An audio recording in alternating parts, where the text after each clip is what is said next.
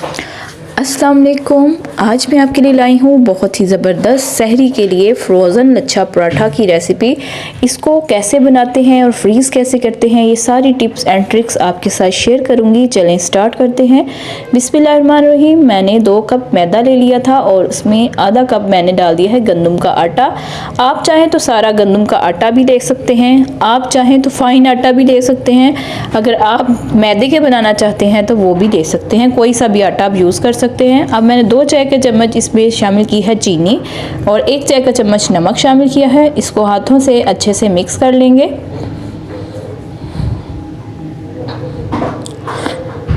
अब मैं इसमें डाल दूंगी दूध मैंने आधे से भी थोड़ा कम कप लिया था, उसको अच्छे से मिक्स कर लेंगे। अब मैं इसमें पानी शामिल करूंगी।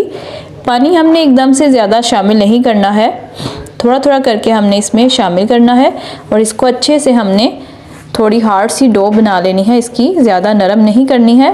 अब इसको इस तरह से हम अच्छे से मिक्स कर लेंगे और इसको थोड़ा सा घी लगा के इसको अच्छे से कवर करके रख देंगे, एयर टाइट करके। आपके घर में शॉपिंग बैग है या रुमाल है तो आप उससे भी इसको अच्छे से कवर करके रख दें। तकरीबन 15 से 20 मिनट तो हमने मस्ट इसको रखना है।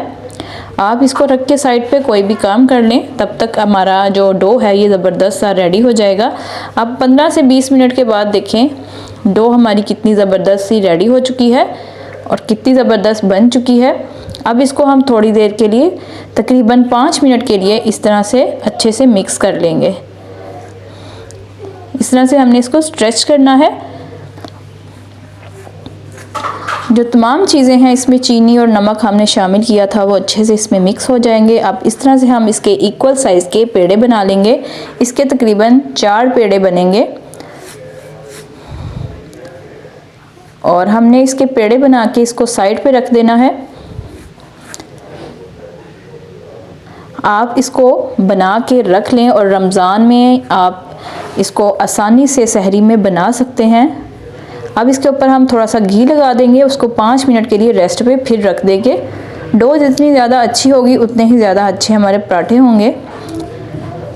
बाज़ार से इतने महंगे महंगे पराठे लाने की बजाय आप इसको घर पे बनाएं। अब ये देखिए डो हमारा कितना ज़बरदस्त सा रेडी है। अब इसको हाथों की मदद से हम थोड़ा सा फैलाएंगे। अब इस पर थोड़ा सा हम मैदा डस्ट करेंगे या आटा आपके पास है तो वो डस्ट कर लें, इसमें कोई इशू नहीं है, आप आटे के भी बना सकते हैं। हमने इसकी बड़ी सी रोटी बेल लेनी है, पतली सी और बड़ी सी, जैसे हम रोटी बेलते हैं। अब इस पे हमने लगा देना है घी। ऑयल इसमें यूज़ मत कीजिएगा, घी से ज़्यादा अच्छे पराठे बनते हैं। अगर आप ऑयल यूज़ करना चाहते हैं तो कर ले, लेकिन लेयर्स हमेशा घी से ही अच्छी बनती हैं। इसको अच्छे से हमने लगा लेना है। इसके ऊपर हम थोड़ा सा ड्राई जो मैदा है वो डस्ट करेंगे। अगर आप आटे से बना रहे हैं तो आटा डस्ट कर लें और इसको अच्छे से इस तरह से मिक्स कर लेंगे। अब इसका सबसे इजी तरीका जो है वो मैं आपको बताती हूँ। इस तरह से हमने तकरीबन 1.5 से 2 इंच की पट्टियाँ सी काट लेनी है। अब इस तरह से हम एक पट्टी को दूसरी के ऊपर रखेंगे और इसको इस तरह से फोल्ड करेंगे। ये देखें इस तरह से हमने इसको फोल्ड कर देना है। अब हम इसको दूसरी पट्टी पे करेंगे और इस तरह से हमने टाइटली इसको फोल्ड करना है।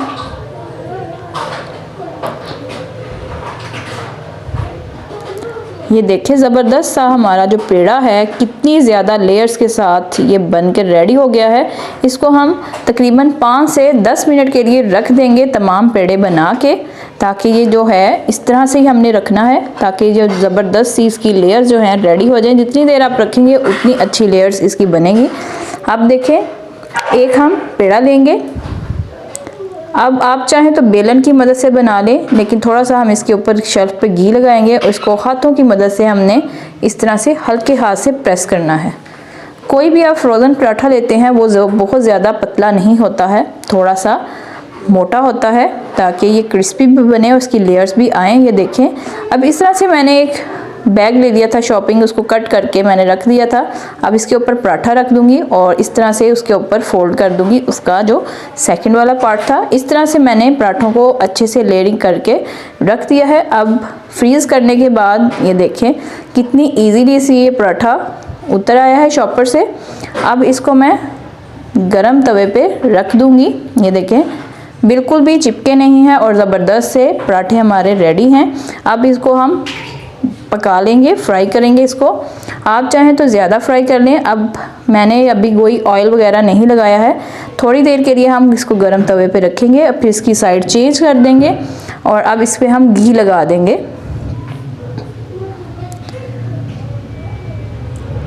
आप इसको कीमे के साथ खाएं, सहरी में दही के साथ खाएं, चाय के साथ खाएं, आपको बहुत ही ज़बरदस्त ये फ्लेवर देगा।